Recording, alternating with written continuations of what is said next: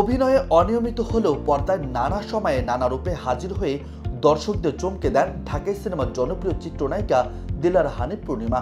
Cinema নিয়ে নতুন কোনো খবর না থাকলেও এবার তিনি ফিরবেন বিচারক হয়ে। মাছরাঙা টেলিভিশনের রান্না বিষয়ক রিয়েলিটি শো সেরা রাঁধুনি এর শো বিচারক হয়ে পর্দায় ফিরলেন তিনি। বর্তমানে দেশসেরা রন্ধনশিল্পীদের রান্নার শ্রেষ্ঠত্বের লড়াই কুকিং রিয়েলিটি শো এর প্রধান বিচারকের একজনের দায়িত্ব পালন করছেন তিনি। বিচারক হওয়া প্রসঙ্গে পূর্ণিমা বলেছেন, এর আগেও নানা অনুষ্ঠানে বিচারকের দায়িত্ব পালন করেছি, তবে রান্নার অনুষ্ঠানে বিচারকের দায়িত্ব পালন অনেক উপভোগ করছি। আয়োজনে রন্ধনশিল্পীরা শ্রেষ্ঠত্বের লড়াই দেখাচ্ছেন। আশা করছি এখান থেকে প্রতিভাবান রন্ধনশিল্পীরা বের হবেন।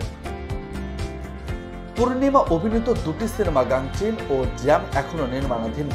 7 বছর ধরে থমকে আছে সিনেমা দুটি। সিনেমাগুলোর কাজ শেষ হবে কিনা তা নিয়েও রয়েছে সংশয়। অন্যদিকে অভিনয়ে নিয়মিত না থাকলেও ছবিতে পূর্ণিমার উপস্থিতি বরাবরই নজর কাড়া।